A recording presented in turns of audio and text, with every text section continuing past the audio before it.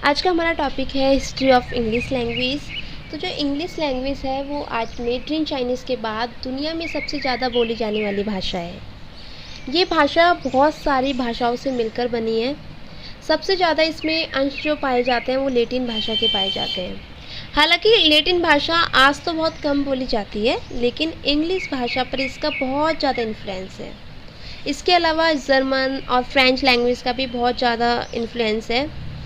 यहाँ तक कि इसमें हमारी जो संस्कृत भाषा है उसमें से भी बहुत सारे शब्द उठाए गए हैं, बहुत सारे वर्ड उठाए गए हैं और आज भी अलग अलग भाषाओं में से वर्ड उठाए जा रहे हैं, यानी कि जोड़े जा रहे हैं। ये इतनी ओपन और फ्लेक्सिबल लैंग्वेज है कि हर देश में हर जगह पर कम्युनिकेशन के लिए इस लैंग्वेज का यूज़ किया जाता है। तो चलिए अब बात कर लेते हैं इसकी हिस्ट्री की। इसकी जो हिस्ट्री है वो एंग्लो सेक्शंस, जो कि बर्बर कबीले में रहने वाले लोग थे, वो लोग जब 5th और 6th एडी में इंग्लैंड में आए और अपने साथ वो बहुत सारी भाषाएं लाए, यानी लगभग 1400 साल पहले की बात हो रही है।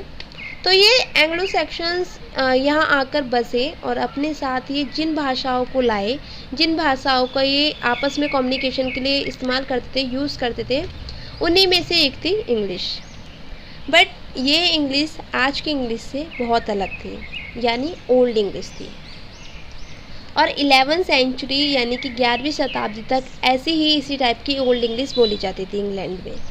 तो जब तक ये एंग्लो सेक्शंस इंग्लैंड में रह रहे थे तब तक ओल्ड इंग्लिश का टाइम था, और इन एंग्लो सेक्शंस के यहाँ आने से पहले इंग्लिश पर रोमन डोमिनोस था और यहाँ पर लैटिन भाषाएं बोली जाती थी, यानी कि लैटिनी भाषा।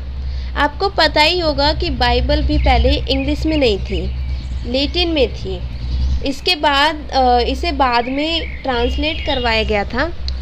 तो जब तक ये एंग्लो सेक्शंस यहाँ इंग्लैंड में रह रहे थे तब तक इंग्लिश बोली जा रही थी, यानी कि ओल्ड इंग्लिश बोली जा रही थी।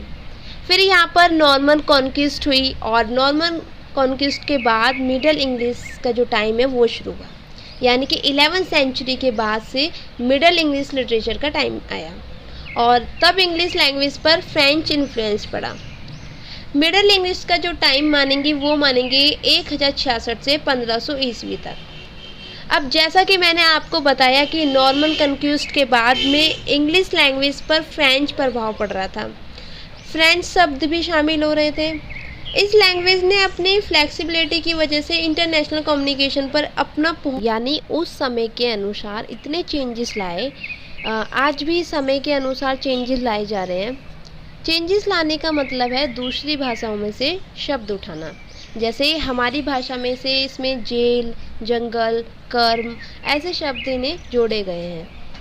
इसलिए ये एक फ्लेक्सिबल लैंग्वेज है और तब से अब तक इस लैंग्वेज ने इतनी अच्छी पकड़ बना ली है कि दूसरे नंबर पर बोली जाने वाली लैंग्वेज होने के बावजूद भी लगभग 1 बिलियन से ज़्यादा लोग इसे बोलते हैं।